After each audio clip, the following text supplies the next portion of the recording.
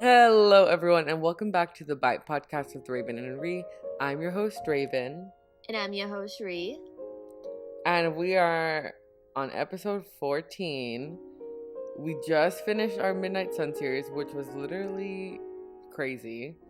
It felt like forever. It felt like we did that for forever. It was. That took a long time. It took 2 months.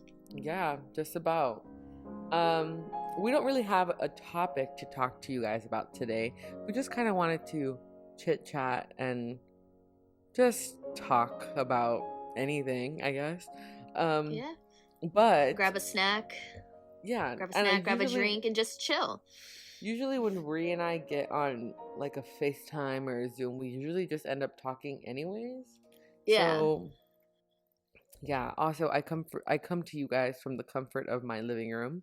I'm not sure if there's an echo. I hear an echo to me, but if you see cats running around, if you're watching the YouTube, it's fine. Just the cats are crazy. There was a video that I saw on TikTok by Oh My Carlisle. Amy! Amy. I love Yes. Amy. I know which one you're talking about because I think I saw your comment. Yes. And I was like, I have to mention this on the podcast because hello. We Yeah. haven't talked about conspiracy theories yet, and I don't want to make this like a full conspiracy theory episode because I mean we can have like literally an entire episode about it. But this is not a conspiracy theory. This is like confirmed by the director Bill Condon, I think. Yeah. His partner. So yeah, his partner. So they said that in Breaking On Part 2, when Alice is showing Aro the vision of of the fight, the big fight that would have happened, that the part where Edward and Bella tag team on Aro, there's a part where like Bella gets thrown and then like Edward and her like come together and like are touching hands and they look at each other. But I think like everyone assumed that that was like maybe them like communicate like just through their eyes, like they were just like we got to do something, but it was confirmed that that part was Bella letting her shield down to show Edward the plan of what was happening.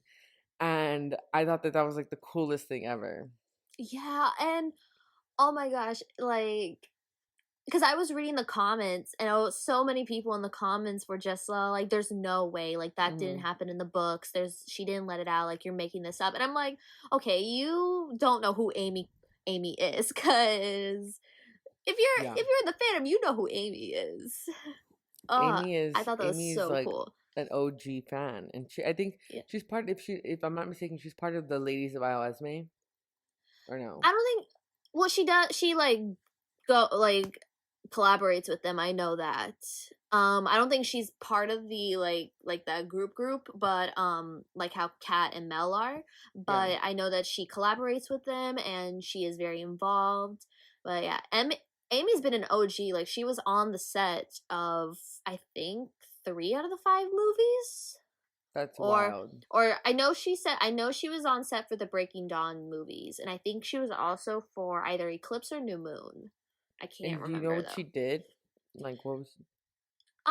Well, because I think I like don't take me word for word because I don't know. I think Amy was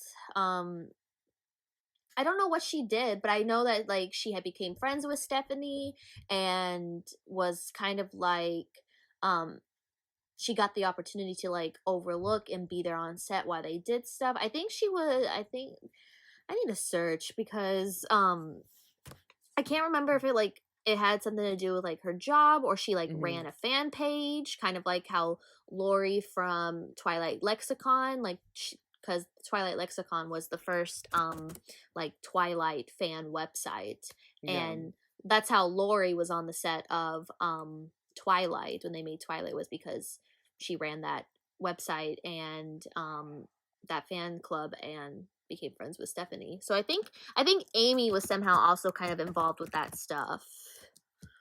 I couldn't really find like like if Amy has her own website. I know she has her Instagram and her social media.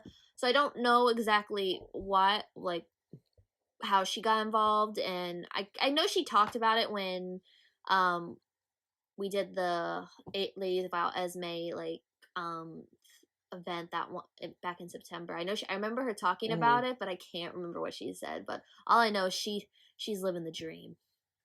I want to Yeah, be.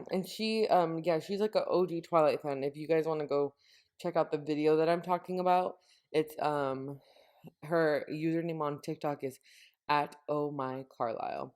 And yeah, so that video got a lot of traction too.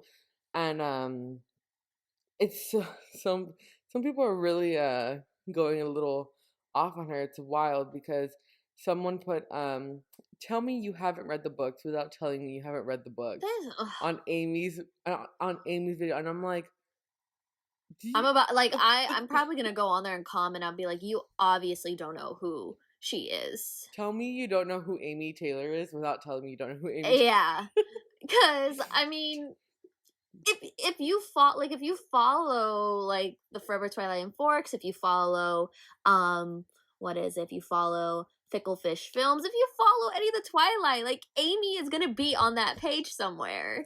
Oh yeah, 100%. So yeah, it's And it's so funny. It's people are going crazy um off on this, and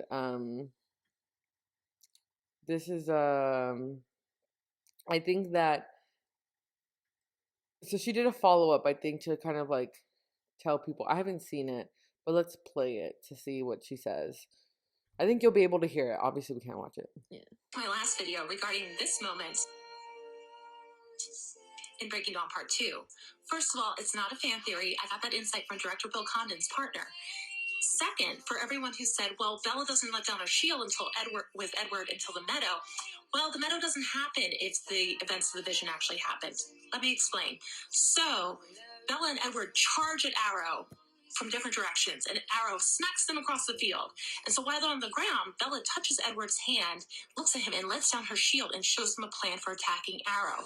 That's why they're so coordinated with when they attack him again and succeed at ripping off his head. Well, then the Volturi swoop in and kill Edward and Bella, so there's no meadow scene. And then the question is, well, okay, since the vision wasn't real, wouldn't Edward have seen in the vision that Bella could let down her shield? Well, no, because Edward was seeing the vision just like we were seeing it. He wasn't seeing inside of Edward's head, inside of Alice's vision. Perfect. Yeah. So I think what she said makes 100% sense. Oh yeah. I trust her full heartedly. I trust Amy. Yeah, and she Any got it from Twilight Bill insight. Condon's partner. Like, excuse me, like, Yeah. like there's no. And I think the crazy thing is that in the books we don't know what the vision is, right? It just says Yeah. like there was a vision and something happened. But Yeah. I think that that's why it was so good for the director to have his like own little interpretation of what that scene would have been, obviously with the help of like Stephanie and all them. um I think that, and then like you have to, as a director, you have to like, you can't just be like, okay, like we'll throw in a fight scene or something as a vision. Like you really have to think about like certain things, like, and it's like there was a reason that Bella and Edward were fighting Aro. There was a, like everything has its purposes. I just wish that we would have seen like Alice and um Alice and Bella and Rosalie and Esme like just fucking kicking some ass. God, and when I found out that there was a scene that was cut from even the deleted scenes that Rosalie, Alice, and Bella had teamed up, I was like, "Oh, you deprived us of this." Also, I would have loved to see Emmett just like kicking some ass. But yeah, I think maybe we don't see the cats are going crazy right there. I just heard them like run into a drawer. Jeez, animals are, what are animals today? Um I think it's just the audience is expected to like know that Emmett is just kicking ass. And so they don't show it to us, but I just wish that we could have seen him kick some ass. So like, it's Yeah. Emmett. He's probably like ripping people apart or something. Yeah, I saw this also, like, this one still of Felix, because I think also the same as, like, with Felix, we didn't see him fight, like, combat. It was mainly just, he comes in to do the final kill with, like, Jasper and Seth. Yeah. And so I saw this, someone had, like, did a screenshot of the fight scene, and it was, like, toward the end when Arrow had gotten involved. Yeah, and you see Felix, like someone had circled, they were like, this figure is too tall, too huge. You know this is Felix. And they're all like, of course Felix is gonna survive. Yeah. He's the executioner. It makes sense that he's the one who would survive all of the out of all the Volturi. Imagine if he would have to take over, like, because Aro died, right? And he would have to, like, take over. Because Marcus died. I'm pretty sure Caius died somewhere in there, right? Oh yeah. Who killed Caius him? was killed by the Denali's. Yes, period. Love that. So God. Felix would have had to taken over. Yeah, I can imagine it with movie Felix, because movie Felix they made way more serious than book Felix. Book Felix was a flirtatious clown, and I could not imagine book Felix taking over the Volturi. He would just Dimitri be didn't flirting die, with the did he? secretaries. He did. My Oh. boo did. He had because, and I thought it was cool that they did this with the interpretation of the fights of the vision scene, because we don't get to see the conversation in Breaking Dawn where they're all discussing who they're going to go for. And I remember in the book, Edward said he was going to go after Dimitri because Dimitri's the only one who can track, and like he can track Renesme. So that's why he wanted to go for Dimitri after Jane and Alec were gone, because well, he knew Jane and the twins. I believe the Romanians had called the twins, but he knew that the twins were probably gonna go after him, like Edward. Yeah. So Edward was like Dimitri was his main target, and we don't see that conversation in the movie. But then we see them go head to head, because it, like, I remember the one scene, it like pans to Dimitri, and it's like he's looking straight at the camera, and then it pans to Edward, and Edward like pushes away people, so it's obvious they're about to like go head to head. Yeah. Dang. And then yeah, and then Dimitri, when Benjamin hit the like crater and like broke apart the earth and made that trench, Dimitri kind of was on top of Edward and pushed him into it. And then we think Edward's about to fall in, and then he breaks through the rock and he takes off my man's head. Sad, rip but By the way, Rip in Pieces is like a group chat insider that that was lost forever ago. Oh my god. That was a group chat name for a long time, Rip in Pieces or something like Rip in Pieces. So, Rip in Peace. But yeah, so I think people are really going in, and I hate, that's one thing that I've recently been seeing on TikTok is like if people are not agreeing, they will hate on your video. Like I've seen that a lot, and I see that on her page. And I recently posted a video, and it was like, literally I posted it because my brother sent me a TikTok, and it was like of something similar. He was like, Raven, can you do this? But like, you don't have to make it that hard, because the original video was a girl was like, I was editing a photo a photo shoot, and I caught something creepy in the background. So then and on the next slide was a picture of like whoever she took a picture of, and she put a red circle like right dab in the middle. But then in the background, where not in the circle, she blended in the kitchen Rob picture with the black background. Like you could barely see it. It was barely visible.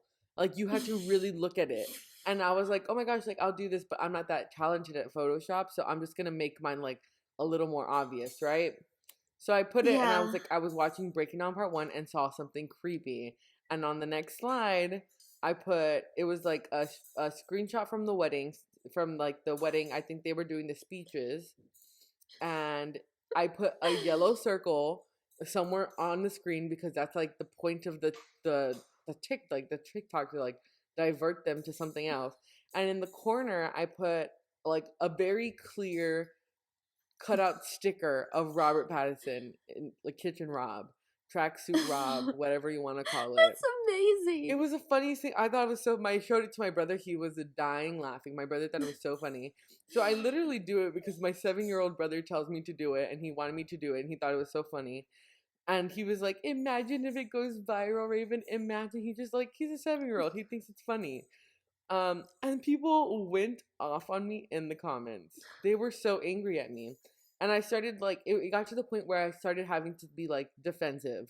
Like Well, sometimes you have to be that way. It's like you're trying not to like be mean, but if they're attacking you, then it's like stand your ground. So I literally, because I've commented on it a lot, but like separately, like my own comment, I put not some of y'all getting mad in the comments about a trend. If you don't get why tracksuit Rob is in the bottom left corner, then move along.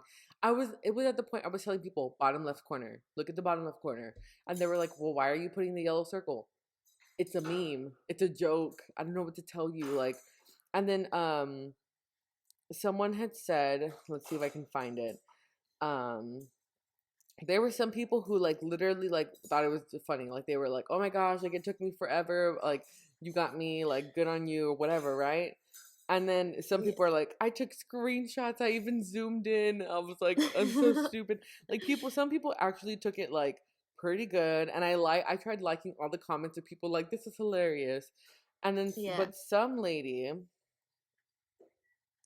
or some person said people do this so their video is played over and over again, therefore heightening their content numbers in TikTok's algorithm.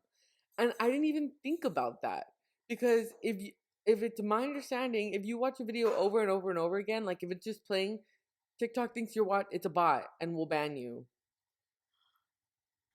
Oh no, I didn't know that. I'd be watching some good videos over and over again because they're just that good. I think it's more like if you have it there and it's just like playing like over and over. Like I think if you're like actively watching, you liked, you commented, you shared, whatever. I think that's fine because in like most bots will just either like spam like, spam comment, or like spam watch, right?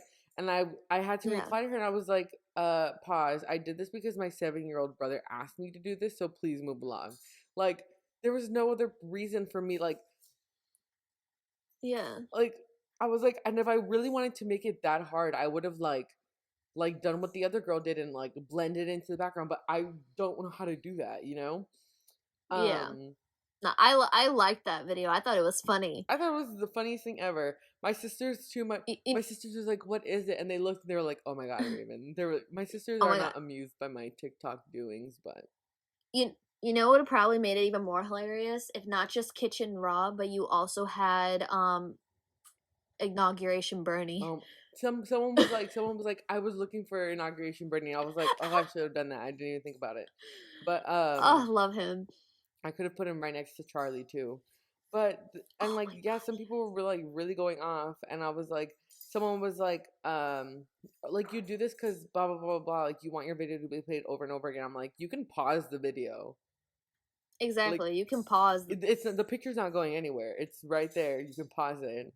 I was handing the answer out to people. I was like, look, like I didn't know that iPhone screens, like I knew that iPhone screens cut the corners off, but I didn't think I put it so far to the edge that it would cut off like that on iPhone screens. So so I was like, if you want, like most times TikToks won't let people save my videos. I have no idea why. It's like particular videos that they can save. But this one, they let people save. So I was like, if you want, like, you can save it. Like, you don't have to, but, like, you can save it. It's there, bottom left corner. Just look. I was like, even, like, if you like, don't want to save it, go to my page. Look at the cover photo. It's right there in the bottom left corner. Like, I was telling people basically the answer without saying the answer. And so many people like, commented and said the answer. And I was like, people were like, why don't people just say it? And I would reply, like, plenty of people have said it. And it's like if you don't get the joke, if you don't know why tracksuit Rob is there, then just move along. Like it's not exactly. It's a trend. It's popular, and it's not a joke for you. Like Robert Pattinson. Like if you did not see the Robert Pattinson trend that went around like literally for the last year, you've been living under a rock or something.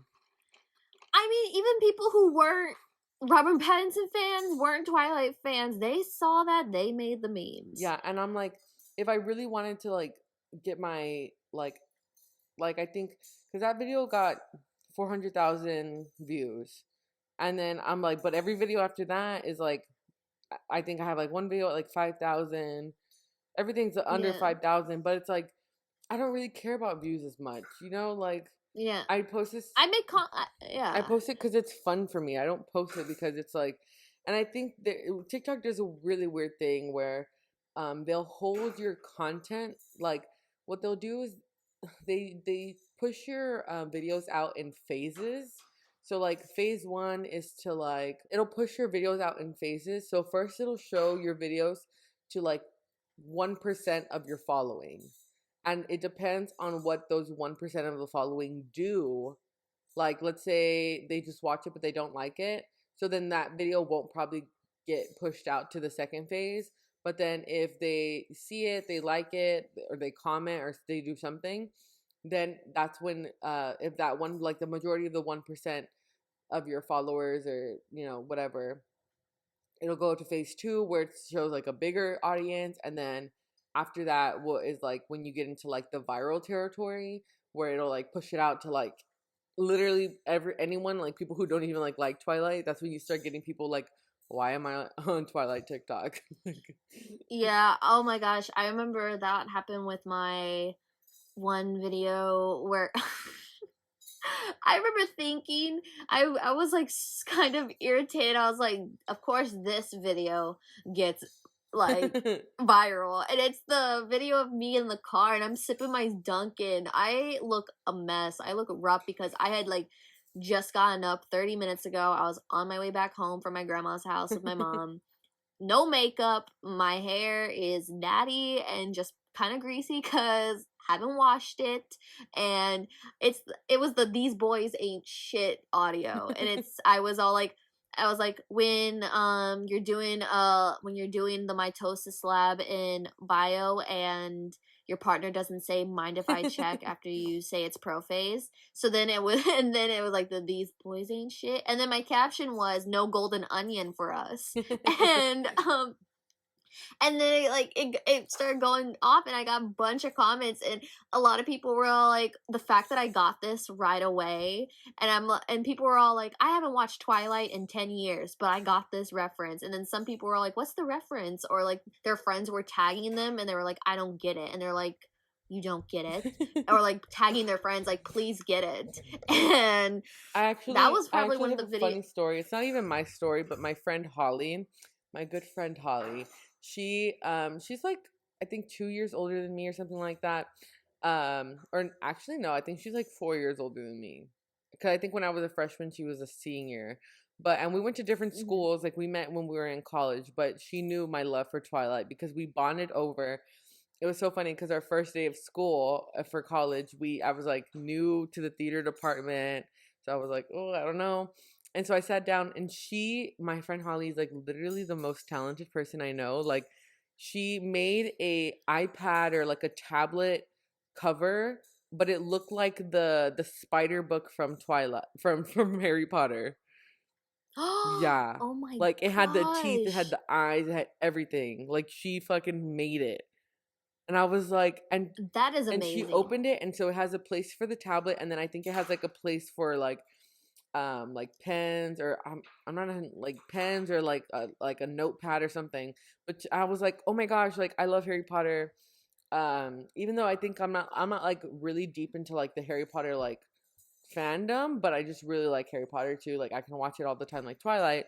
And I was like, oh my gosh, like that's so cool. Like I love that. And so we bonded over Harry Potter. And then we ended up bonding over my love for Titanic, because I love Titanic. And it was in that class, it was me, my friend Holly, my friend Rosa. And it was just so funny because they would make fun of me for loving Titanic. Like if my heart would go on, I would literally like cry. And then they would just like laugh. It's a great song. And then we eventually bonded, me and my friend Holly, over our love of Twilight. And so she told me this story about when she was in high school. There was a boy that went to their school who they thought, and this was like she went to high school. Did we graduate the same year, 2016? I graduated 17. I started Your freshman year was 2013. Yes. Okay, so my freshman year was 2012. And so if she's 4 years older than me, she's like in the prime time of when all the movies are coming out, everything, God. right? In high school. That would be amazing. And so she or like late middle school, early high school for her. She told me about there was a guy that went to their school and he looked like Edward. Like they called him Edward because he looked like Edward, right? And so they were in biology and she ended up having to be his partner and her friend thought that he was like wanted to be his partner or something like that. I might be like totally like mixing up things, but her friend wanted to be his partner, but she ended up being his lab partner instead. And so they're doing the iconic mitosis on that lab, right? And so apparently, and so then they do everything, right? They do the thing and they're doing it, and what the iconic line is like, mind if I check, right? Yeah. And he said it. And then Holly was like, my friend Holly was there like, keep yourself cool, keep yourself like contain yourself. But that her friend was in front, like heard that and was like, what the Oh my god, it's actually Edward and she is Bella, confirmed. Yes. Is this Twilight? It sure felt like, she said it sure felt like she was like, what is this? It's like Twilight Zone. Oh my god. She's literally YN. Yes. She is YN. She said that it was just like the funniest thing ever. Like that her and her friends were just like, what the fuck? Oh my god. I don't even know how I would act. I don't remember if she had said if he knew that he was doing it on purpose or like, actually, let me give her a call. Why not? we don't have a script today. Yeah, today is chat. It's TwiChat with Raven and Rhe. Okay, I'm calling her. We should name that TwiChat with Raven and Rhe for this episode. Love that. That's it. Holly. Yeah. Hi. Were you asleep? Yeah. Oh my gosh, don't hate me. But I have a question to ask you. What's up? Okay, so I'm recording my podcast right now, right? And it just so happened that the story about your friend that looked like Edward in the whole biology thing popped up. Oh my god. And so I told the story. I probably totally butchered it, but I wanted to know, did he know that he was unintentionally quoting Twilight, or he didn't know till afterward? I deadass have no idea. Oh, you don't know? No, even now, like, was he playing it up because he knew that he looked like Edward, or was he deadass just like clueless? Like, I know exactly. Yeah. Okay, but okay. She always makes me laugh because I think about it and I'm like, oh no, was he doing that like for real? Was he actually like trying to be Edward Cullen or not? And what did he quote? He had quoted the "Mind if I check." Yeah. Yeah. Okay. I was like, so I got that part right. We were doing that stupid like cellular mitosis bullshit that you do in biology. Yeah. Just like Twilight. And I was like, girl, it was 2009. I was just like trying to fucking get my grade. I was done with that stupid ass class. It was early in the morning because it was first period. And she's like, maybe they check. And I looked at this man in his face and was like, sir. Oh no. I'm smarter than you. Go away. Oh my goodness. Okay, but that's all I wanted. Sorry for waking you out of your deep slumber. No, it's okay. I had to wake up anyway. It's real. Okay, then I'm glad I woke you up. All right. Okay, I'll talk to you later. Bye. All right, bye. I love you. Love you. Were you able to hear her? I could, okay. Yes. Oh my god. So yeah, crazy, but yeah. Who know? We don't know if this kid was intentionally quoting Edward Cullen or he just did it he didn't know he was doing it. But like, yeah. if I looked like Edward Cullen and I like saw the movie and I knew that people like thought I looked like Edward Cullen, I would totally play that shit up. Yeah, that's smooth. And she showed me pictures, and I was like, I like Like, he kind of looked like Edward, like, kind of like the description of, like, book Edward, not like Robert Pattinson, but, like, Oh, book Edward, he had, like, the description. This cat, I swear. Hey! I remember I remember someone, because someone was doing this where they had taken the illustrated guide, and Mm-hmm. they drew the Twilight characters based on the descriptions of that guide. And so when they did Edward, they gave him the kind of gingerish reddish brown hair, and I'm like, Mm-hmm. I'm like, we were deprived. Like, We and were. the thing is Twilight has that blue hue. Mm-hmm. Well, if you look at the behind the scenes, there's He like has the actual red hair. he has the reddish hair, and I'm like, Catherine Hardwicke We were. really was gonna give us red haired Edward. Yeah. Find you a lab partner to that will You know, replicate that scene with you. yes, and I'm in. When I was taking bio, well, I've been taking bio in college for the past 3 years, and Mhm. so each lab we did have, like, so if we haven't done it in my genetics class actually yet. I don't know if we're ever gonna do that because this is a more advanced bio lab, Yeah. so we're not gonna do like those kind of intro. But my 122 one and my 121 122, we did have like mitosis and meiosis, and I'm like, oh, if only to have like a lab partner like Edward right now. I feel like I never did that lab, but I think that since I am a teacher, I think what I am gonna do is start giving away a golden onion as a prize, That is like just for as anything, you should. That is and just everything. and just see. I'll be like, if you get the reference, you get extra credit. I will be that person. No, especially college professors, they will give some college professors, I don't know if you ever had, like, on their exams, if they're like that professor, they will be like, "What's my favorite movie? What is like and they'll give you the points." And I'm like, "Heck yeah," cuz I had my intro to psychology, my first psych class that I took in college. My teacher was like that, and he always said, take notes on when I start talking about myself, because you never know if there's going to be an extra credit question. And I always took those notes. He said, what's his mom's favorite play? And The Bodyguard. I still remember that. And Yeah, I'm pretty sure all my students know that Twilight is my favorite.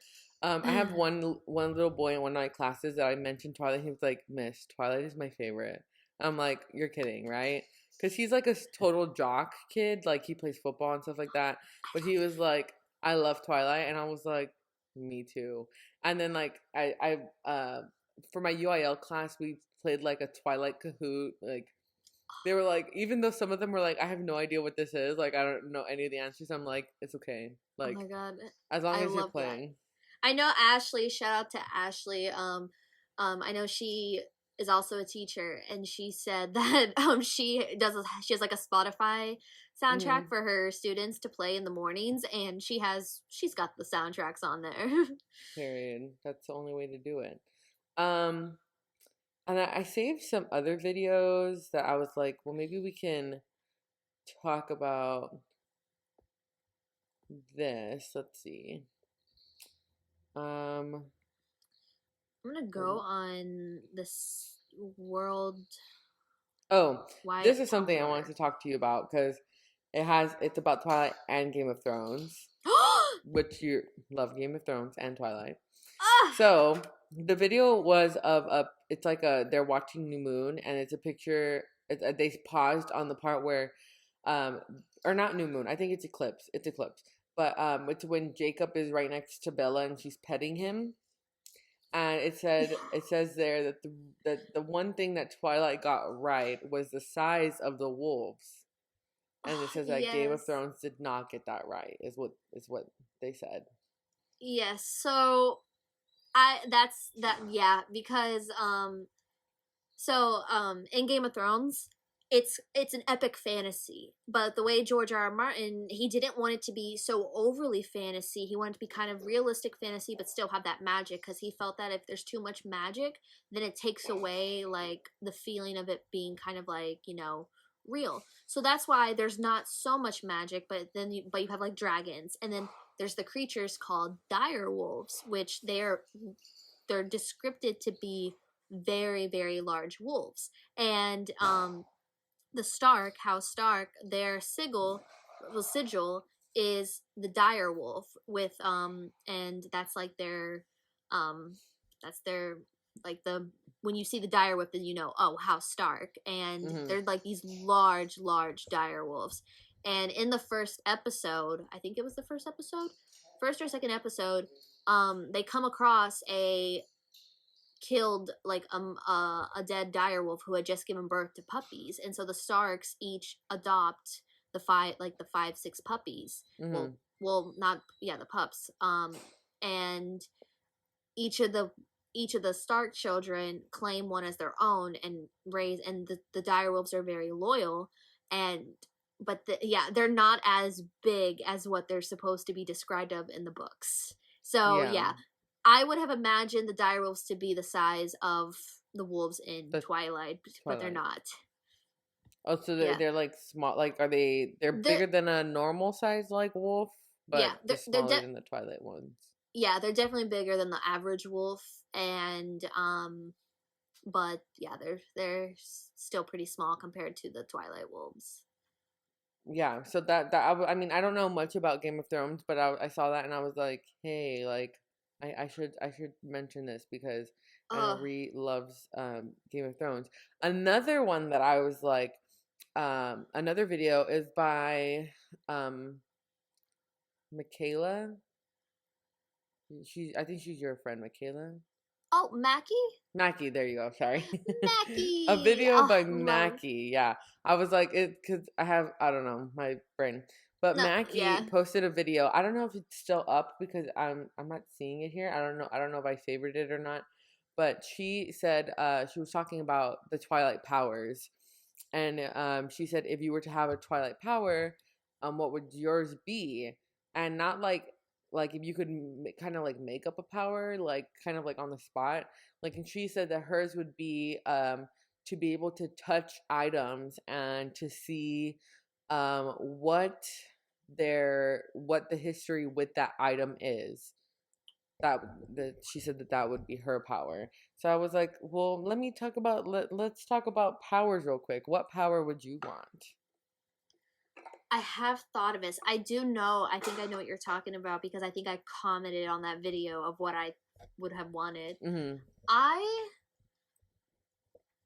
I'm very imaginative, and I feel like it would be okay. I promise I'm not evil, but I would want to like have a power similar to Sabrina and able to like bend someone's reality and make them see what I want them to see. Yeah. And or like influence what they're seeing. Yeah. I always thought about this. I'm not 100% sure what my power would be because I want to say that my power would be something similar to like Jasper's or maybe even Tanya, her little like how she can just kind of like bring the original succubus herself, you know? So something like that where like something with emotions, like letting people trust me very easily or something. I don't know. But something like that. I don't think my power would be anything too crazy. Yeah. Cuz like I think it would be cool for like if I could like influence what someone would see, then if like someone's having a nightmare, I can like make them have a happy dream.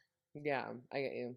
Another question, speaking of powers, because we had talked about Renesme's powers earlier, and I was thinking like, what? Because obviously you can like all their powers can like evolve, right? Yeah. I wonder what is the evolution of Renesme's powers. Because her power is to like project her thoughts onto someone, right? Something like that. Through touch. So I wonder if she can like obviously she can show them what she wants because she was able to show you know, like she was able to show Aro like her birth, like, and all that stuff. Yeah. So I wonder what is like the evolution of that. Can she show Yeah. them anything, even if it's fabricated? Yeah.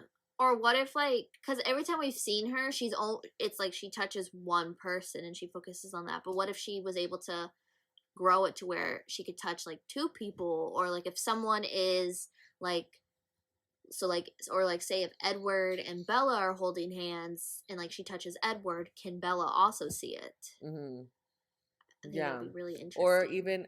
Or even something similar to how like Bella can use her shield to protect everyone. I wonder if it can be something like that where she can kind of like, I don't know, project it, like project make a it. bubble and like Yeah. anyone who's in it can see it.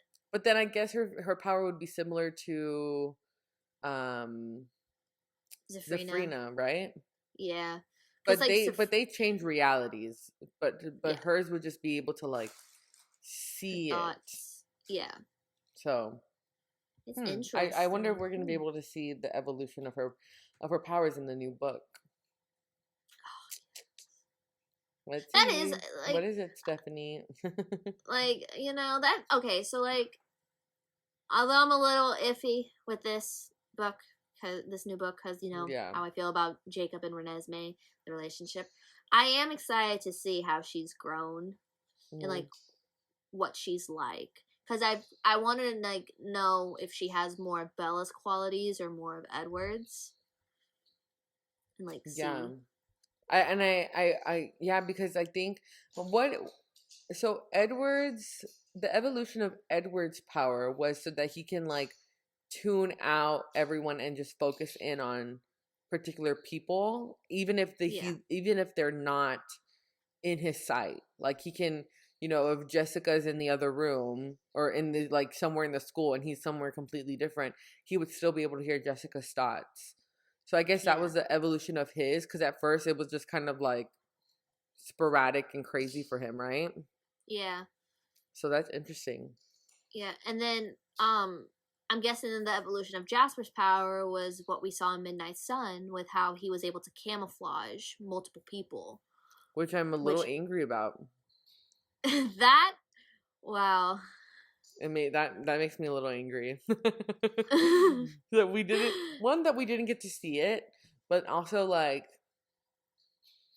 that would have been so cool. Like imagine in Twilight, if they probably weren't thinking about it at the time, or I don't know what, but if we saw that there was some kind of like shield over Jasper, Alice, Esme, and Bella, like a haziness over them, similar to how Bella's shield looks whenever she's shielding all of them. But we saw that like as a camouflage instead.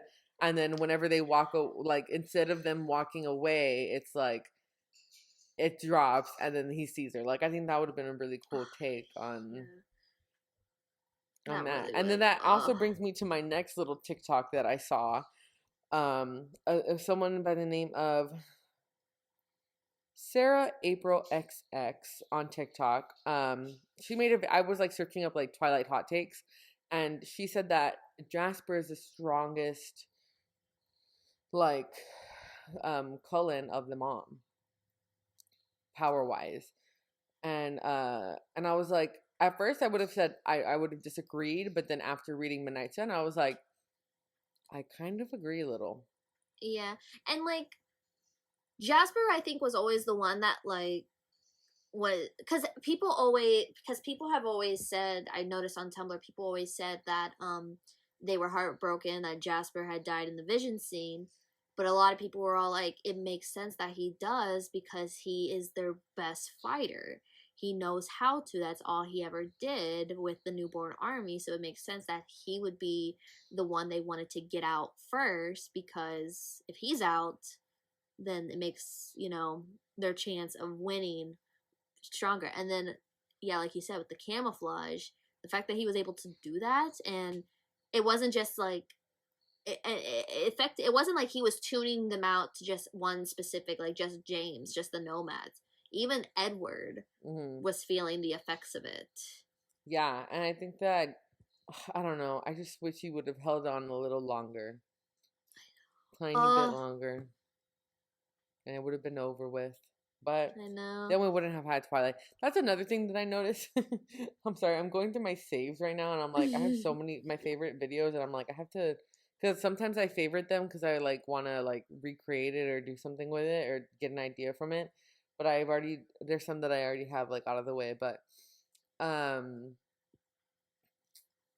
I see a lot of things on TikTok, and I don't want to get too much into it because it's like a bigger issue, I think. But I've seen a lot of people say like, "Oh, Bella should have done this, this, and this," or "Edward should have done this instead," or "Jacob should have done this instead." But then I think the thing that people miss out on it is that like if they would have done something else, like we wouldn't have the books that we have. And Yeah. like I know I said like if Jasper would have held on a little longer, like but then we wouldn't get the entire like ending scene. We wouldn't get like, New Moon because Edward probably wouldn't have left. We wouldn't have like there's a lot of things like missing. So it's like you can't say like, oh, Bella should have done this, but because then if Bella did something else, like that means that X, Y, and Z is not going to happen, and that gives us like our entire story. So I think Yeah. that it's okay to want to say that like, oh, I think Bella should have chosen Jacob or whatever, but don't kind of like. I think the problem is people thinking that like that's how Stephanie should have written it, and it's like, Yeah. well, like if she wrote it like that, like it wouldn't even like we wouldn't even have the saga. Like Yeah, and then like another thing is with the whole like all these debates, and now after like discovering Forever Dawn and all the behind the scenes and the insight, it makes me have a different outlook on a lot of different things. yeah. So I think the big thing, because I mean we can just get into it, right? But there's the big debate that I've been seeing on TikTok, which is like I don't even know why we're having it because it's like literally like the oldest debate that they were having like when the books and the movies came out was the Team Edward, Team Jacob.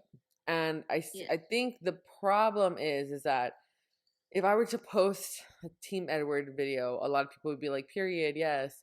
Actually, but also like I posted Team Edward videos and people have been like, "What about Jasper? What about so and so and so?" And it's like I love them too, but like if we're talking about teams, like it's there. You never like it was never back then. It was never the argument if I'm Team Alice or Team. It was like there was two teams, Team Edward and Team Jacob. yeah, And I think that so I have gotten hate on like Edward videos. Not really hate, but just more like, oh well, what about so and so or what about so and so. And then but if I were to post a Team Jacob video, people would be like, what the heck? Like, why am I on Team Jacob TikTok or whatever, right? And yeah, it's like I think the thing is that people have really, really strong opinions about Jacob. And so then that kind of taints the people who are like Team Jacob itself, yeah, which is like it comes with the saga kind of, just but the debate about it is that the way that I look at it, and people who are Team Jacob can look at it different or whatever, but the way that I see it is that new moon and eclipse weren't even supposed to be a thing. Like no, yeah, Jacob yeah, Jacob and falling and like the whole like Bella end up like using Jacob as her like comfort or all that was never supposed to be a thing. Like Jacob was a small little role, supporting role in Twilight. And so the and I think Cherish had said this when we were talking about when we had brought it up or something, but Cherish had said that Jacob was purposely villainized because she wanted it to be clear that there was no other choice but Edward, because in the end, in the beginning, before there was even new moon and eclipse, it was Edward, because we went from straight from Twilight to Forever Dawn.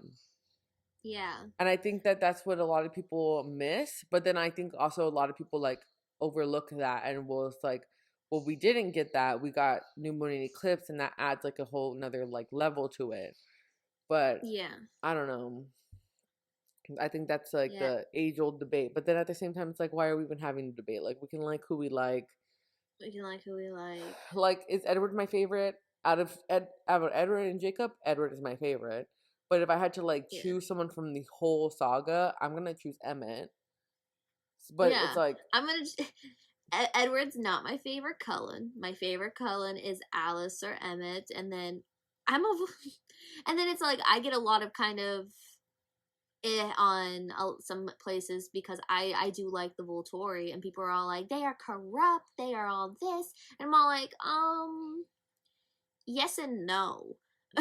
Like, yeah, like, yes, Arrow is corrupt. I don't really like Arrow. Michael Sheen is one fine ass man. But I don't like Arrow. I don't like Caius. I love Marcus. But it's like their whole complexity and their dynamic is just fascinating to me. And of course they're painted as the villains. yeah. When it with this faux benevolence, but it's like, I don't know, like if I got the chance to, choose Cullens or Volturi, I feel like I'm gonna go with the Volturi. Do you see? And I was And I do looking see forward to how this. I do see how maybe the stereotypes could have villainized the tribe in it. But I just Yeah. especially because I see a lot of people like, oh, I hate the tribe, like I hate the wolves, or I hate blah blah blah blah, like I hate Jacob or whatever, right? But I wonder if it's just like because they really like the Cullens that they're like they feel like they have to like hate the tribe, or what exactly it is. But I never saw the tribe as, at least in the movies, I never saw them as like the villains, you know? I never saw them as villains. I loved them. Yeah. I was like, when we met them in New Moon and they were like hanging out, and then we saw them in Eclipse when they're like, hey, Bella's back, and Yeah. I love them. And of course Seth and Leah, my Clearwater babies. Mm-hmm. Paul and Emmett radiate so much energy like each other. Yeah. And we did, And yeah, that's why I'm like, like it's sad. The one thing that I love about the fandom is that we can like come together and like talk about these things and like these issues that we have with it, and recognize that, there are some like underlying issues with it, but that we can still like love it. And I think like a lot of a thing that people say is like true Twilight fans like hate Twilight, which is like, yeah, most of the time. But like I also love Twilight, so it's like, yeah, I don't know. I love to make fun of it. That's the like that, that's all, and that's what yeah. That's all that TikTok is. Yeah, and that's how all Tumblr was. That's what made me fall in love with Twilight Tumblr, and why I was so into it was because we loved to make fun of it. And then it just, yeah, it kind of, like, I still go on there every now and then. I still see, fun stuff. I still see memes. I still us like making funny head cannons.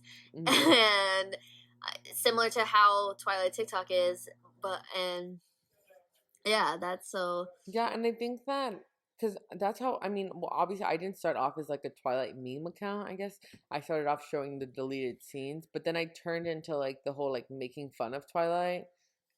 Bless you. Bless Thank you. But now it's just like 100% like making fun of it. Like it's like a fun thing. It's not like, and I really would hate for it to become like this toxic environment where like people don't allow you to like certain characters, and it's like just because I like certain characters doesn't mean that I like recognize the issues that underlie them. Like, yeah, I'm Team Edward, but like, do I think that he's creepy? Yeah, like I don't think he should have watched her sleep. And also, but like Bella said it was okay. She found out and she was like, okay, like she didn't really care. But then also like, do I think he should have eaten her tear? No. Disgusting. That gives me nightmares. That was a crime to have done. Yeah. And do I think he... let me rephrase that, because I get so angry when people, because when I say I like Edward, and then they go on tangents about like, oh my god, I'm like, I would beat his ass if I found out he took the engine from my car. Oh yeah. Like, that was not a good move. Yeah, I think definitely he does things that are questionable, right? Oh yeah, Crimes, all but of them. he Like, recognized that it was a crime. Like he literally, like he said it in Midnight Sun, like what I'm doing is not okay. He knew it was do weird. like, and like I do not like how the Cullens had called the Quilets dogs. That was not right.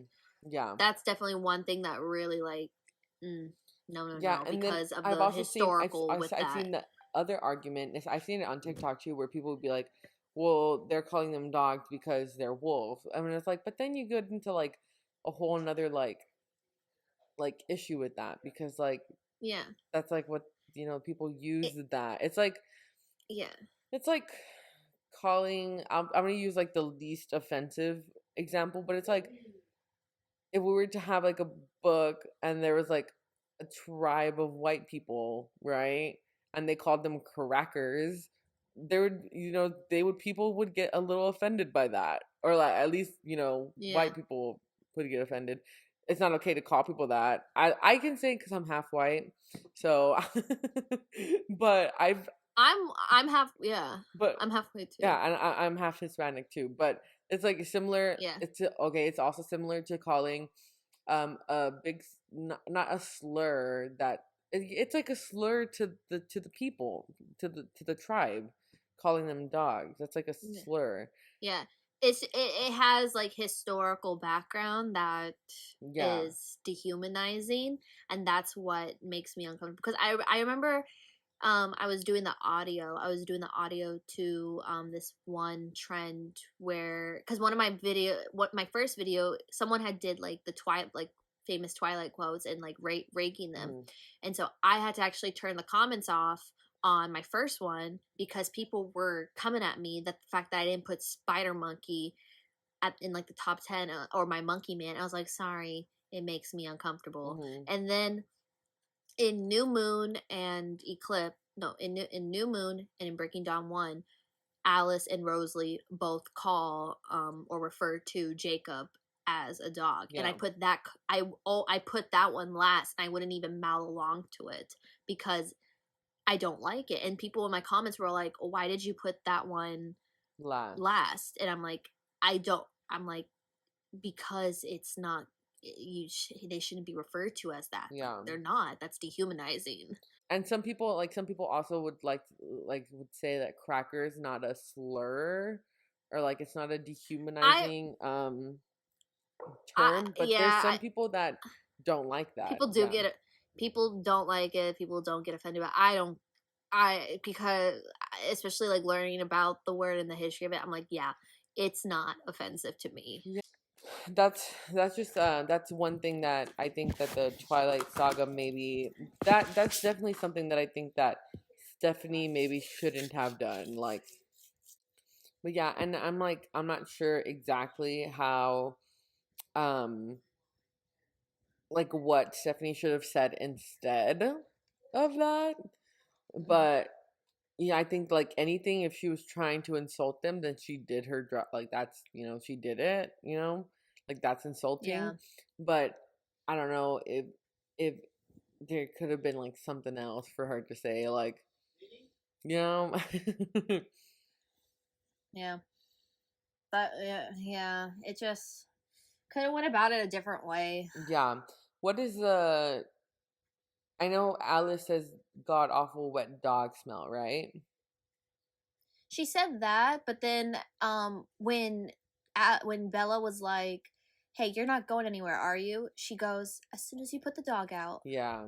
And I love Alice, but that's the one thing, like, I do not like that she said that. I think they could have, like, if they really wanted to offend them, they could have gone like literal with it and been like when you put the wolf out, like something like you could have, like, just call them what they are, like they're wolves, they're not dogs. So exactly. yeah. So that's something that that's definitely something that I think that people have the right to be angry about, you know, little things Yeah, like that. I definitely, I understand. Like, they should be upset about that if they, because, ugh, And then, but I think another thing, like the flip side to that argument would be, um, the flip side would be people saying that when Stephanie was writing books, it was clearly a very different time. Like the 2000s, like the early 2000s was a very different time. Like the issues that we're talking about now about saying slurs and stuff, I don't think was heavily like instated during the time. yeah, it was definitely a time where people didn't look at that, and or at least it wasn't talked about as we do now. Which I like that we talk about these things because I think it definitely is a growing process, and it's good to talk about these issues. But back then, when she was writing this, I mean, she was still using outdated terms to like refer to the natives. She was saying Yeah. Indians. Like, she had said Indian reservation, and it's like it's a native Yeah. reservation. And I think so there was a lot of things I think that um things were a lot different back then, and I Yeah. don't remember it much because I was like growing up, right? But it was just like a lot different. Like things like that weren't really argued about. Things like that weren't really like talked about. But it's good that there's like a different rhetoric now where we can talk about it and like not look like crazy people, because I feel like back then if things like that were talked about, you were the odd one out, because it was like people like were like, what are you talking about? But now it's kind of like if you side with, like, if you agree with Stephanie like writing that, like calling them dogs, you're kind of the odd one out in this situation, because I don't think that Yeah. that's not the correct thing to Yeah. say. Prevalent issue on Book Talk is talking about like problematic things in and like authors, Hmm. because and it's like there's like this debate because it's like people, you know, with diversity in books and literature, which definitely we should have. But I think it's Hmm. also good to remember that if you try to like push an author to be very diverse and they're not known to writing like that type, it opens up for harmful stereotypes because they're gonna go off of what they know, and you don't want that. You want them to like, if you want it to be authentic, they have to definitely like go out and like talk with people about experiences and like so they can get an Yeah. accurate portrayal. Because if you try to push the diversity, it's going to open up to harmful stereotypes, and it's not going to be good. And I think and then I think the problem with asking authors to be a little bit more diverse, I even though I think 100% authors should be diverse, but a lot of times like people write what they know about, you know? Yeah, So a lot of authors base their material on their experiences. yeah, so like with the argument of Stephanie, like, and people are like, oh, like it's Mormon propaganda, and it's like, well, that's all she knew, like that's what she grew up in. Like you can't expect for her to make Edward this sex crazed monster who just wants to like, you know, Mm-hmm. um, but because that's not what she grew up to know, and like Yeah. there was a TikTok I saw about this girl. I think we sent it in the group chat because we thought it was funny. But her saying, I'm pretty sure we talked about it too. Um, that why didn't Edward just finger Bella? I remember Cherish sent that one. And I think so I was like, okay, well, yeah, like if he could have done it, right? But like if we're looking at Miss Mormon, like Like, no, she like that like now she just started with like, now you got to remember when she wrote these like Breaking Dawn. It was 2008 when she wrote Breaking Dawn. She wrote Life and Death in 2015, and then Midnight Sun she just recently finished. And so you see in Life and Death, which is, you know, 6 years ago, and then you see with mhm, Midnight Sun that there's a little bit of gradual with the topic of sex, mhm. whereas in Twilight it was like shut down. We're not talking about sex, and Yeah, she it didn't was even. like they talked about it for like a mere second, and then it was like nope. But then No, in Midnight Sun, we got at least like two or three instances where they like meant they said the word. yeah, They actually or talked about it. or like even Edward had like said in his thoughts like how he felt the physical attraction to her, and it's like, okay, he's getting a little bold now. Yeah. So I think I think we are definitely seeing evolution in Stephanie in that term, but we can't look at her work in 2008 or whenever she was, wrote these, um and think like, "Oh my gosh, like she is trying to push the Mormon like agenda on these kids." And it's like, well, even if she was trying to push a Mormon agenda, like that's all she knew. And Yeah, it's like if someone were to write, like if someone were to grow up as an atheist, right? And then write a book, their book would probably have a lot of atheist like I guess like hints or theories or whatever. yeah, And I think the same thing goes for like, I don't really like us, like I don't really have like a religion. I'm not really religious, but like in our book, like we've talked about including everything, like just yeah, being like open to ideas of everything, because that's how I kind of am now, just kind of like open to yeah. anything, you know? It's like I'm not religious, but I'm spiritual. Yeah, I don't exactly. I don't identify with the religion because I don't really, I don't know. I like, there's, especially like with conversations I've had with people who are religious, and also reading, like I have read the Bible and I have read bits and like scriptures of other things, and trying to get my own interpretation, and it just never fit. So, Yeah. and also when you see, and then it's like, I know yeah, it just, I'm more spiritual. I like the spiritual sense, and like with the Hmm. stars also. Like, I know it's pseudoscience, but hey, the stars have been aligning with me a Yeah, lot, and honestly. But so I think that's something. Even though we can disagree with certain things that Stephanie has done, but we also have to look at the time that it was written in. We have to look at how she grew up. She grew up very Mormon.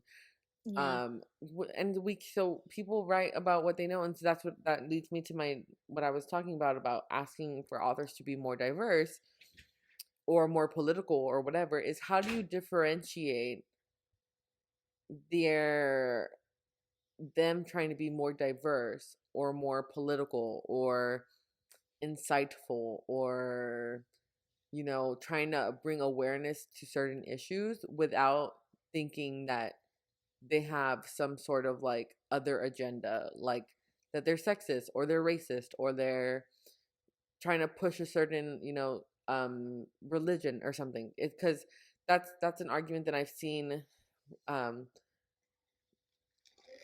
like maybe not with J.K. Rowling, because she's just like a terrible person. Like she's a terrible person herself. Like she's yeah, actually terrible. But like if someone were to write these, these would be trying to be more diverse, trying to bring awareness to certain issues, like how do they do that correctly without people sitting there and thinking that they're racist, yeah, Like I think that there's certain books that do it really well. I think that Hunger Games has a very good. I haven't read the books, but from what I so know, that they do a really good job at bringing awareness to political issues, oh yeah, classist, and all this stuff. So it's like, how do we know? I mean, I don't want to, and people always say like that Stephanie Meyer wasn't thinking when she like wrote the books or something like that. Like she wouldn't have thought of this like higher like thing of trying to bring awareness to certain issues, but like how do we know that she did, like that she wasn't trying to bring a certain awareness like to certain things? Like how do you differentiate that? exactly, Like if I were to read a book and feel offended about something, but the author never came out and said that they were trying to bring awareness or that they were trying to lighten or show issues in the world today, and I just feel offended, and I can easily label that author as sexist or yeah. whatever. So how do we do, like what is the differentiation there? Like how do you set it apart? Is it just based on personal opinion then? I don't know. It's tricky. It And is, also, right? you got to look at the genre, because sometimes the genre that they're writing for has certain ideology, and they may not identify with that ideology, but because of the genre, like that's what the like George R. R. Martin, who wrote A Song of Ice and Fire, which is the novels Game of Thrones is based off of. Mm-hmm. It's an epic genre, it's an epic fantasy, and so there is going to be classism, there is going to be racism, there is going to be sexism, misogyny, because it's like a medieval epic fantasy.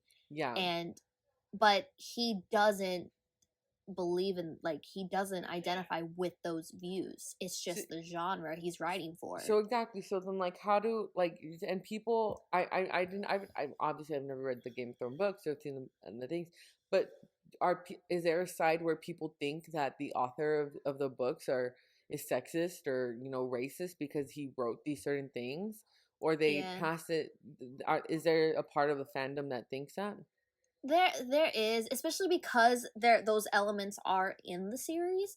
That's why a lot of people have like labeled him as that, because he's trying to push his agenda, when he's even said, like, because he did, like, he was confronted by this in an interview where this lady was calling him out on the sexism and racism in the books, and he full on said, like, it's an epic fantasy that I'm writing, and I'm trying to show the realities of war and the reality, because it also because like, trigger warning.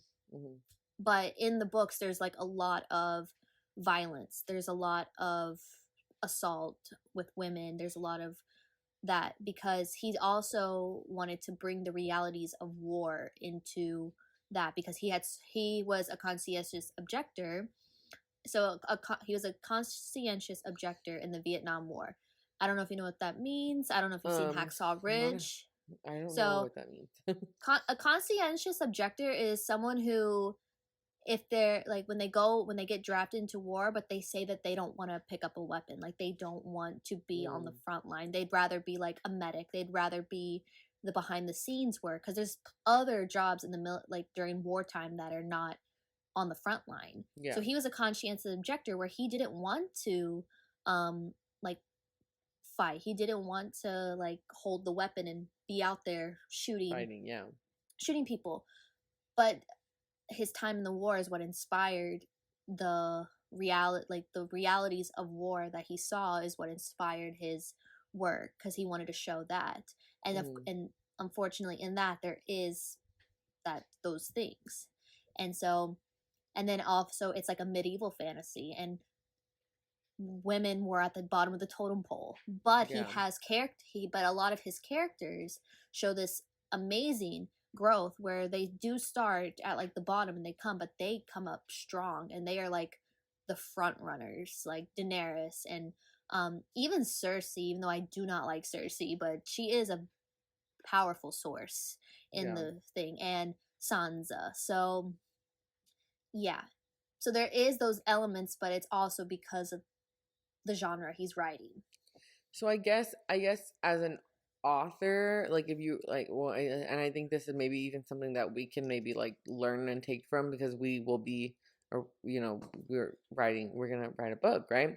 That no matter what, there will always be a flip side to people who will think that you have an extra agenda if you really don't. And I think that as so far from what we've talked about with our book, is that we're not basing the wolves on a native tribe. We're basing them off of Greek mythology. So we didn't take any names that were like actual tribe names. We didn't do anything like that. And as far as I know, as far as now, we've been pretty respectful, and there's nothing really that we're like, we're trying to be as like politically, I guess, correct as, you know, as possible. But and I guess there will always be people that will disagree with things that we write. But then that also takes me to like the argument of Stephanie, because people, you know, Twilight is a gothic romance. And in that genre, and I think Riley had told us this, is that in that genre there's a lot of like fucked up things that happen. But and like there is Dracula. Oh my god! Like I had to read Dracula for my vampires class in college, and yeah, gothic literature is it has some messed up things.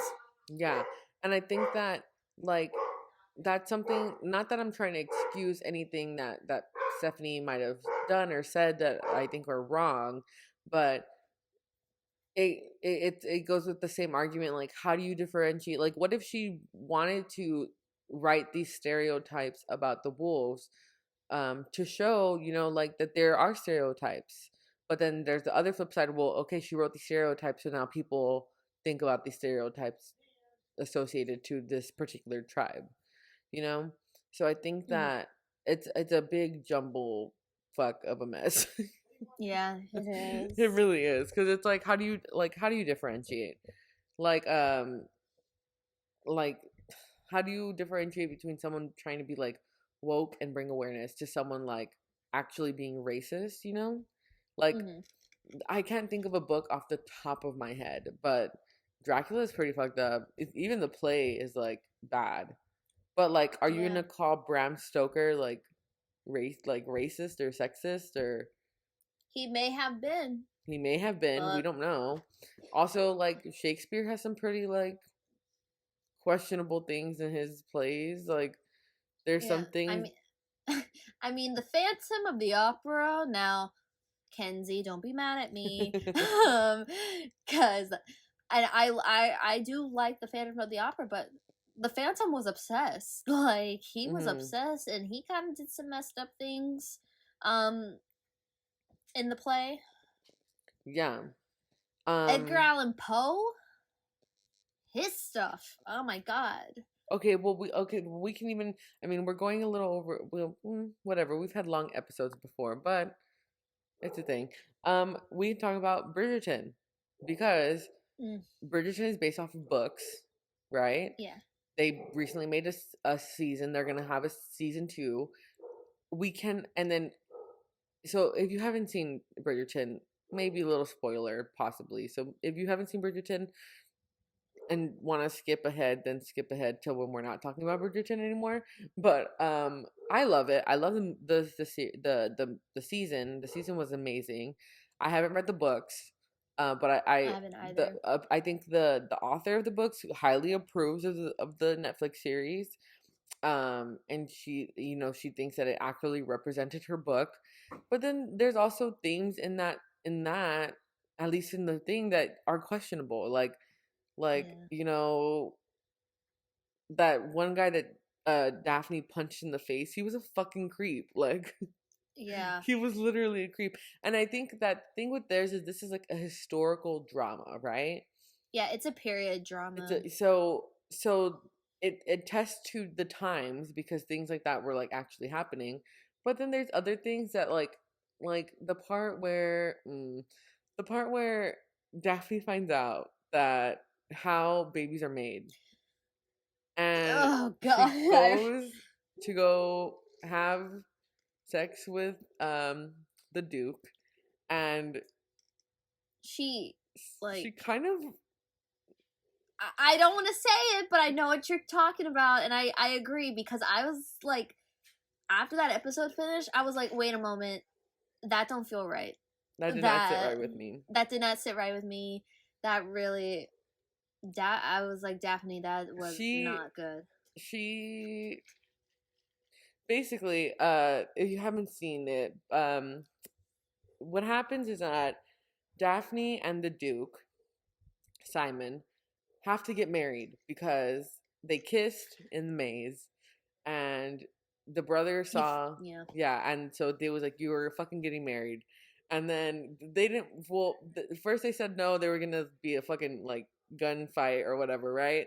A And then duel. a God. duel, and then These men. it got interrupted, and then they were like, we're getting married. So they got married, right? They found out the night of their honeymoon that they love each other so much, and that they just have a great time. But Simon told her that he could not have babies And it wasn't that he couldn't have babies, is that he did not want to carry his bloodline because his father was an asshole. So, she ends up finding out from her maid, right? By her her main lady, the head, the one that tends to her, the main one. The handmaiden. Yeah, she finds out from her that the way that women get pregnant is by sperm, right? Yeah, And so because what she was because it was just like they do it and then he withdraw.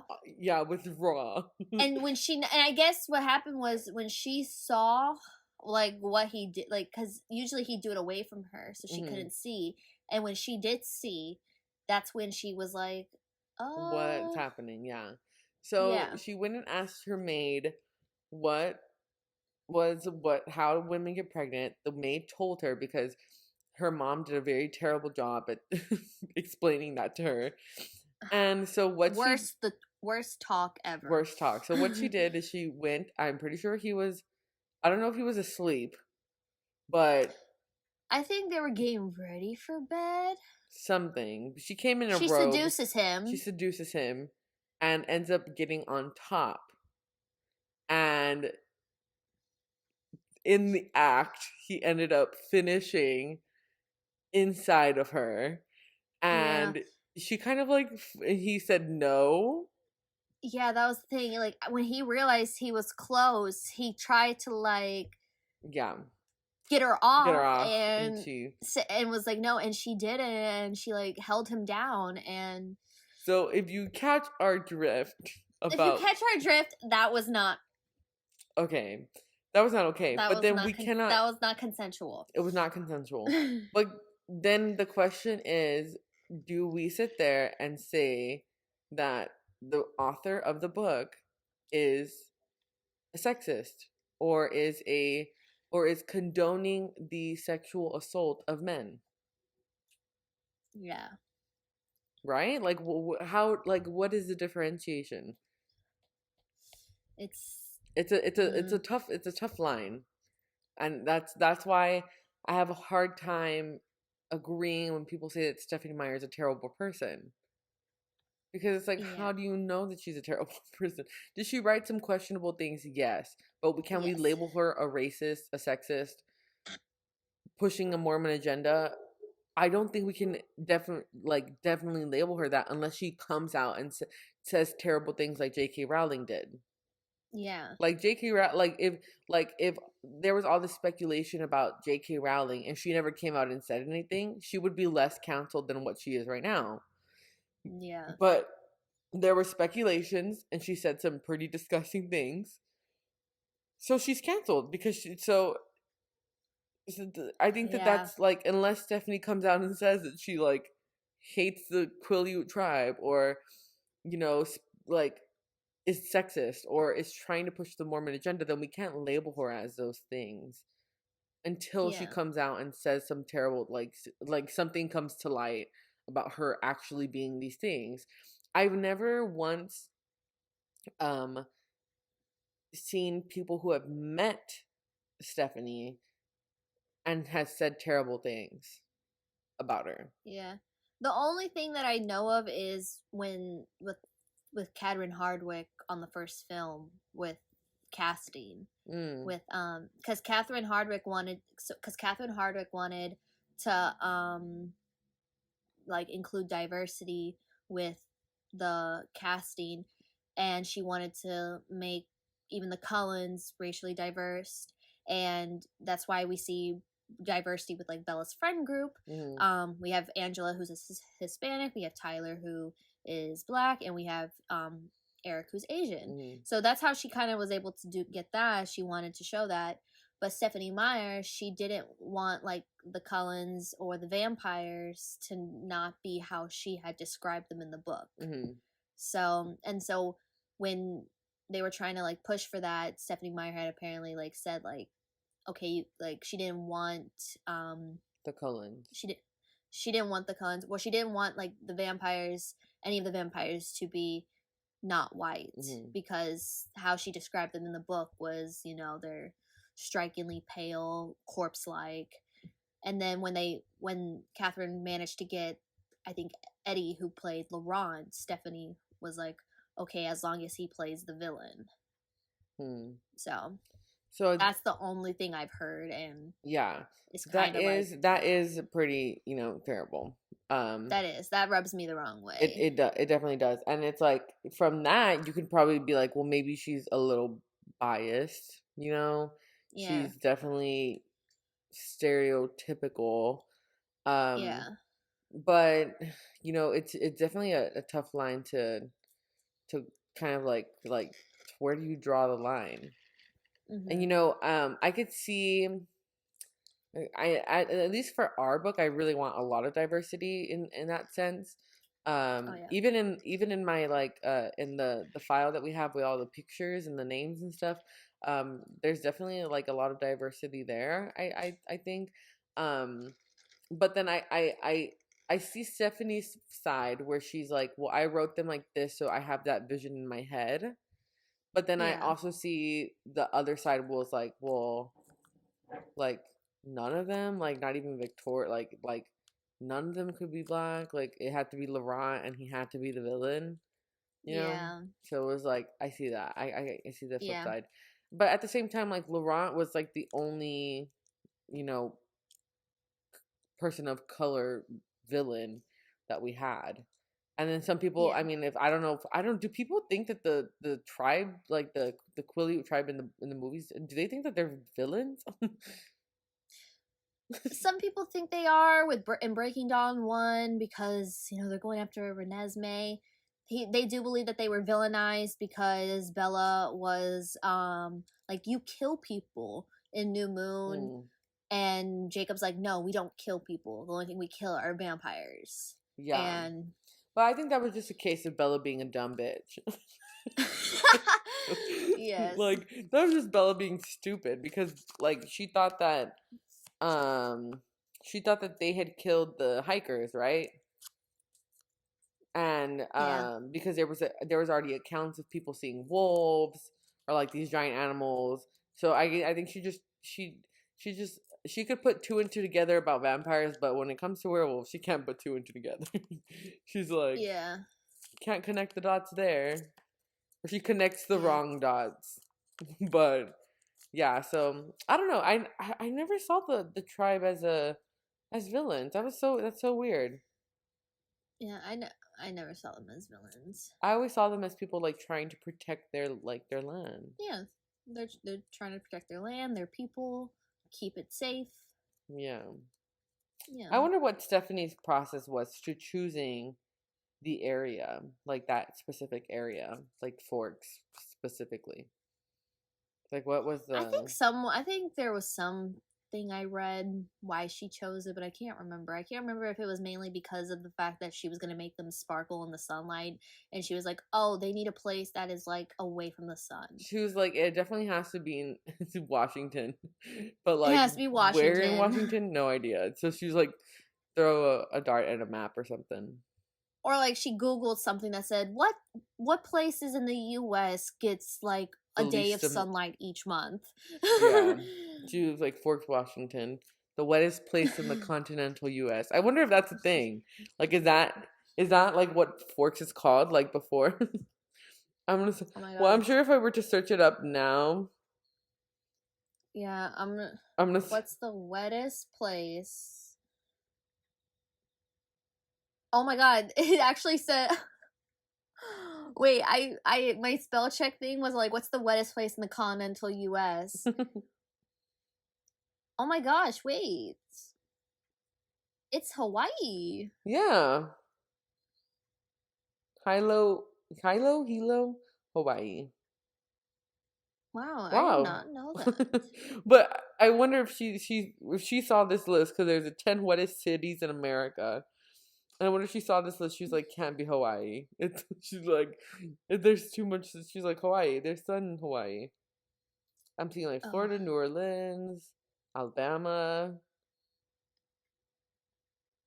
Wow. Oh, I see. No, yeah, Forks, Washington. It's number 3 on the list for weather.com. And it's It says Quileute, Washington, and then in parentheses it says Forks, Washington. It says Quileute's not an actual city in the Northwest Washington, but it's a weather observation station at an airport around a dozen miles west of Forks, Washington. The town has a population of just over 3,500. So yeah. And then they're number 3 on the list. So first is Hawaii. Number 1 is Alaska. So maybe she was like Alaska, Denali. And then number 3, she was like Forks, Washington. That's why it's got to be there. I wonder if that was like she did that and then she like just so happened to realize that there was a tribe nearby, you know, and she was like, "Hey, that could work." But then also like, is it a coincidence? Yeah. Questions. We got to get Emily to ask her the hard hitting questions. Yeah. She'll never want to be on our podcast. We talk too much shit about it. We try to be very like, Stephanie, don't hate us, but I mean, and it's good to critically think and do this. Like you can critically think and acknowledge flaws and problems, but still enjoy something. Yeah, and yeah, I still enjoy Twilight. It's no doubt about it. I still love Twilight. It is my comfort movie.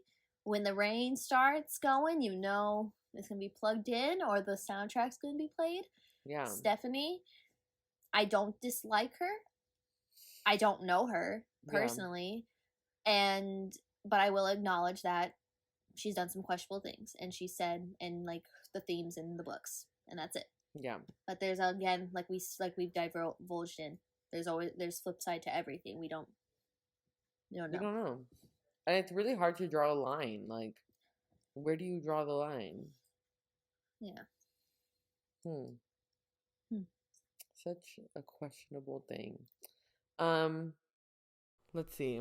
Before we end this, there was something that I saw that we can talk about for just a little bit of time just to end things off.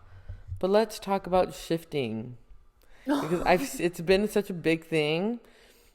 And I've been wanting to try, I don't know if I said it yesterday, but I've shifted before. But I shifted myself just into the movie Twilight, like as if I was like a camera. Like if I was the camera. So it's like if I was a camera, like a third person in every scene in Twilight. So I wasn't like a part of it. That's just what I scripted, that I just wanted to be like the cameraman in Twilight. It was really weird. Oh my gosh. So it was very interesting because it was like the movie was happening, but I was like in the movie. It was weird, right? But I never tried to script like my own story. And I wanted to script myself into like the Twilight universe, but make my story about me and Emmett. I'm just like a little terrified. And then I saw this thing where some girl on TikTok said that she shifted to Hogwarts, right? And she's in love. I think she's in a relationship with Fred or George. Oh. Not sure which one, but there's a specific way that she still talks to him while she's not in her dream reality. That it's like this big thing where I guess apparently similar to how Cherish was saying that you can shift permanently, that you're like your body here just kind of like continues on, and then like you're over, like your conscious just shifts to the other reality, right? Mm-hmm. Then what she says is that basically what her friend does, her friend shifts, but her friend's clone is also conscious. So what happens to her friend is in this dream reality, and she scripted that her clone was also still conscious, and what was happening is that while she was in this dream reality, she would talk to the Fred or George, and then they would talk through Snapchat. Like she would they would talk through Snapchat, and the girl who was in the dream reality would talk to Fred or George, and he would see the message and tell her what to respond back to the friend. That is so crazy, right? Yeah. And I'm like, I don't have any friends to try that with, so I'm like, I don't know, because I feel like you'd have to like be in person, like to do that. Like I don't know how like that works. And then people were like, this is literally crazy. Like, what are you talking about? But like people who were like, this is real. Like, I definitely think that shifting is real. Oh no, I think before I even knew what shifting was, I think I unintentionally did it. Yeah. Because sometimes if you just over exhume yourself into like this fantasy, I think it does come into like your dreams, because I think I unintentionally shifted into the Marvel universe, because then it's like I experienced this entire like duration with the Avengers, and then the next night I was like, wow, that was some crazy dream. Yeah. And then the next night I went back and I was like, wait a moment. And it like just picked up where it had left off. And I've had that happen before. Yeah, so I feel like I think we may have unintentionally shifted, not realizing it. Yeah, cause like, have you ever had like a dream where like you have a dream, right? But then you like suddenly wake up, right? And then literally, I enjoyed the dream so much that I was like I would go back to sleep. Like if I woke up in the middle of the night, I would go back to sleep and think about what happened like in the dream, and then I just fall back into it.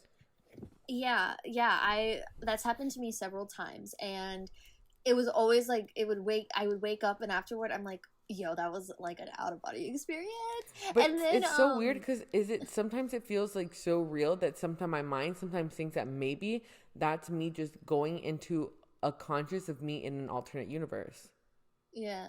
Have you ever had dream? Oh my god. So this is like freaky because it's happened to me several times, and it actually happened to me the other day. It's like it's like you're in a dream, and then you think you woke up from a dream, but you're actually still in the dream, because I was like dreaming, and then it was like one thing, and then it shifted, and then I was like in my room having gotten out of my bed, and it's like I'm trying to like hit my alarm, but the alarm and it's like I remember hitting my alarm, but then nothing will like really happen. It's like I'm up my room, and then I realized like, wait a minute, you're still in your dream. I'm still in the dream, and then I had to like wake up again, and I was like, oh my god. My husband just recently told me that he had a dream that he was like, it was like a nightmare to him, but like nothing bad was happening in the dream, but he like couldn't wake up. Like he would wake up in the dream, and he would realize that he's still asleep and wake up, and it would happen over and over again. He said he was like terrified. Yes, that happened.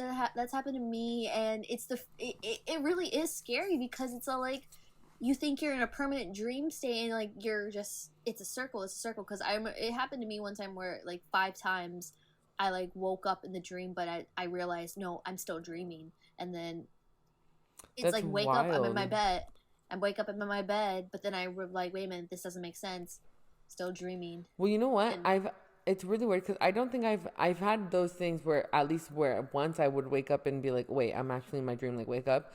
But the weird thing that I've had happen to me, and this happens often, like it's really weird, like, and it only happens when I'm very, very tired or I'm very, very stressed out, where I will fall asleep and have a dream, but in the dream I am like heavy.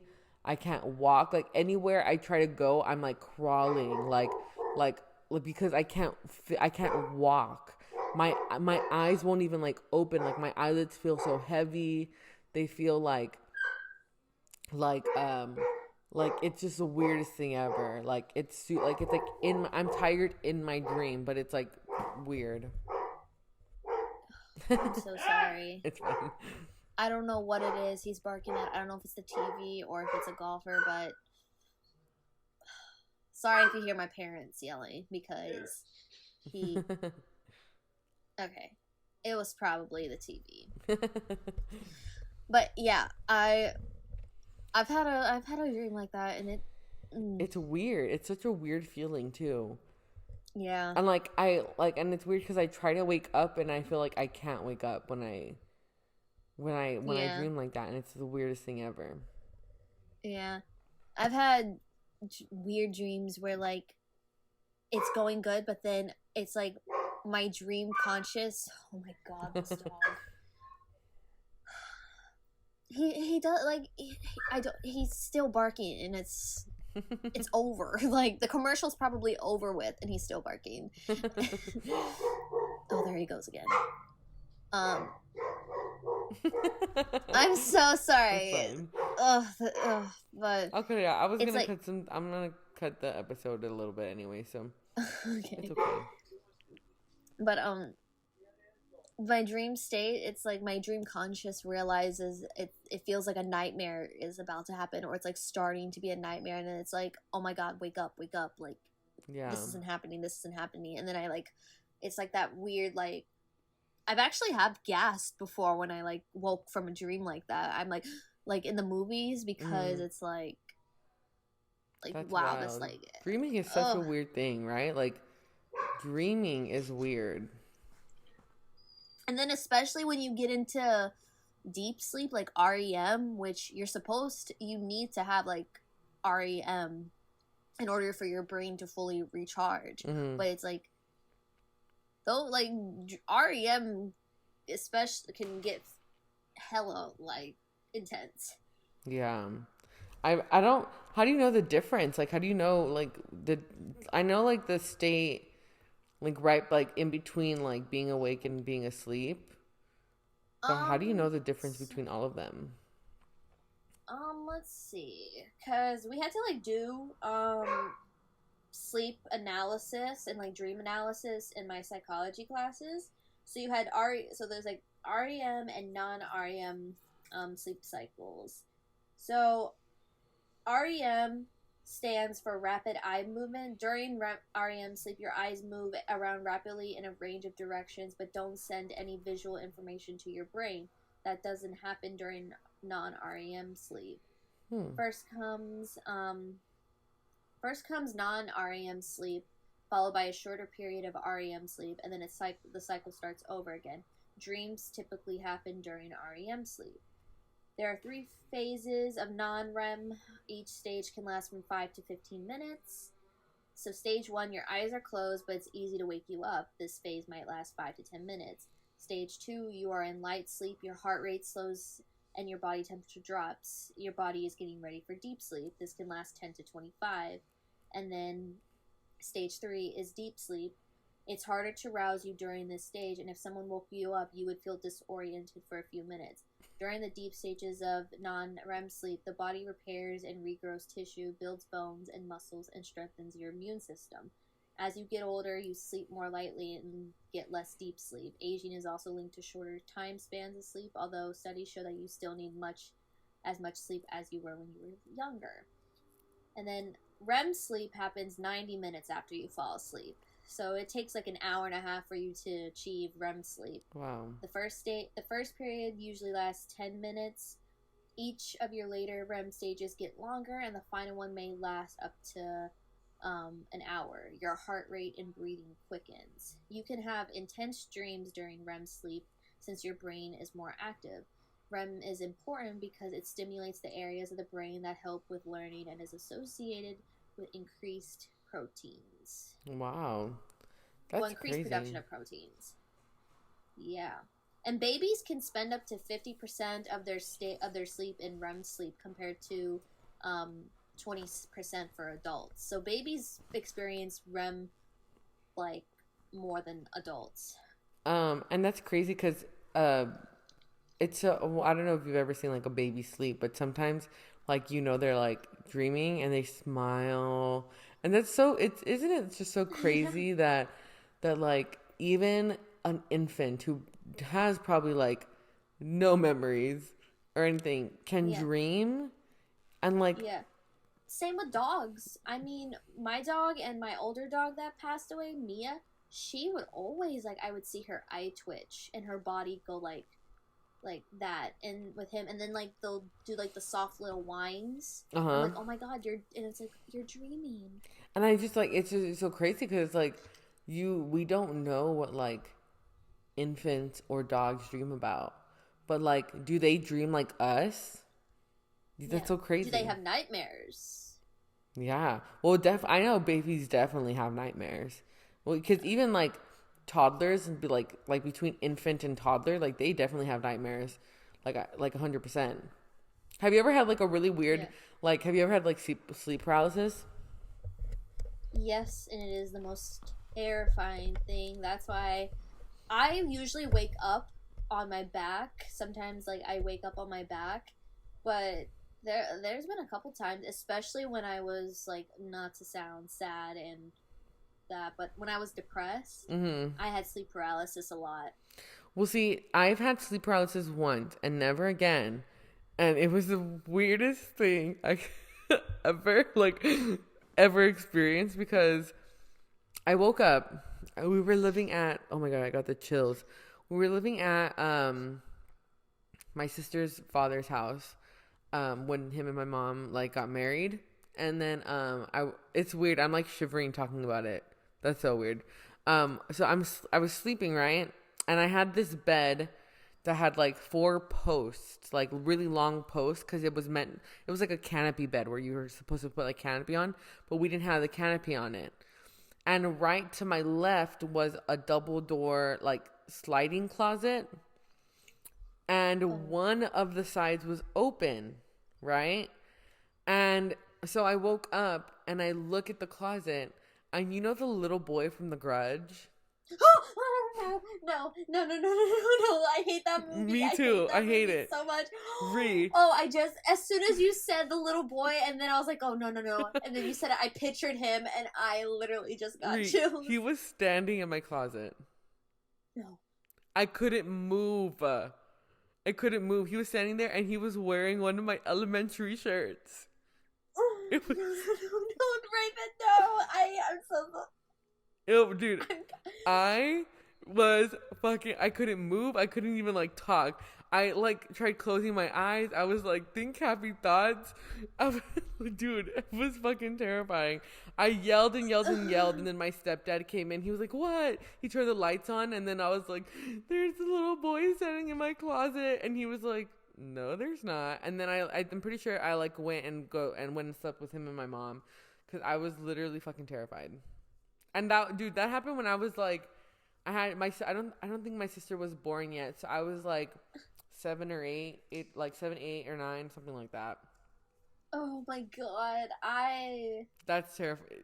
that is the one horror movie I will not rewatch, because that was like one of the first horror movies I watched, and I cried when I went to sleep that night, because I had to sleep with my mom, because I could not sleep. I stayed up the whole night because there was like the scene where I was like 13 when I was like 13 when I watched this, and there's like that scene where she was under the freaking covers. Mm-hmm. And it freaked me out. Or like he like rose beside the bed, Yeah. and it never again. Never again. No, I don't like horror movies at all. I don't watch scary movies. Dude, I'm the biggest freaking baby ever. Like, I will not. Because I will literally I won't be able to go to bed, anything like that. It's weird because I love, like, crime, like true crime, stuff like that. Because that stuff, like, I don't know why. Like, I can deal with stuff that's realistic and has happened. But I cannot deal with, like, some fake, like, Grudge stuff. Like, I can't. That movie is... And you know how, like, you know the sound that the Grudge makes, right? Dude, oh god, people used to always do it in school, and I think that's why I had the thing, like, that kid, because I had maybe seen, like, the movie, like, my parents were watching it, and then I, like, covered my eyes in scary parts, but I think just it being there, no. Dude, and I've never had it since, and ever since then, I always slept with the... Ever since then, I always slept with the lights on, like a light on, a lamp, a hallway light, something. But it's really weird because after like I would say probably like after like sometime in high school, I stopped sleeping with like lights. Like now I need complete darkness to sleep, or if not, like I do too. It's weird because I was terrified of, like, I don't think I was terrified of the dark, like necessarily the dark. I think I was just terrified of like what I couldn't see in the dark. but now I don't care. Yeah, I used to sleep with like a nightlight, or I had like a very dim lamp that I would keep on, or I would have the TV on because sometimes I would need like music or like TV going on. And every now and then when I have like a nightmare, I do put on like the TV, or I put on a like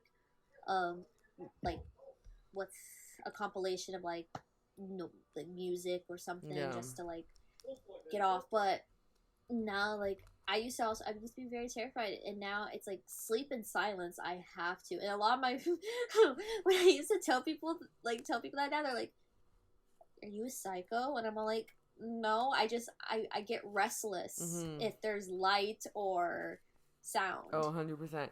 And it's really weird because I used to fall asleep with ASMR. Well, what's it called? I was gonna say I used to fall asleep with ASMR, but I'll play it and it's every once in a while I'll play it, and then I get into that like first stage of sleep, and I know that I'm ready for like bed, so I'll turn it off and I'll like go to bed. But I can't like I used to fall asleep and it would be playing for hours, and Carlos would have to like wake up and like turn it off. Wow, this episode took a turn. Yeah, we did some TwiChat. Yeah.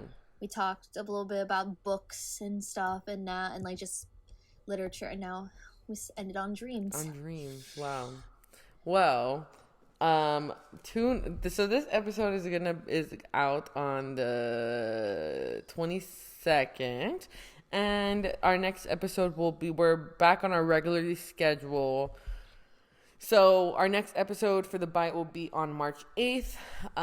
We don't know what we're talking about then. Usually, and we have a cat now. If you're on this is one that just had babies. Aww. She only had 3, but she's probably waiting for me because I think she's trying to get into my mom's room where her babies are, and my mom's asleep. So she's like, let me in. But I'll go let you in right now, Queen. But yeah, so our next episode will be on March 8th. We're not doing weekly videos anymore because we're not on a series. But March 8th, and we don't know what we're talking about yet, but we'll figure it out. We'll figure it out. So in the meantime, you can catch up if you're new to our page. Catch up on all our other content, all our other episodes. Check out our Midnight Sun series. Or if you are a true crime junkie, we happen to have a true crime mystery podcast also. Yes, it's called The Very Eerie, Extremely Wicked, and Quite Spooky Podcast. If you look on Spotify, you'll find it under that name. If you look on our YouTube, you'll find it under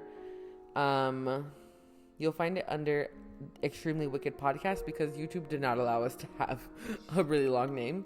But yeah, we talk about this current season we're talking about cults, and then our next season we're talking about disappearances. So if you're interested in any of that, we will definitely be chit-chatting about that more.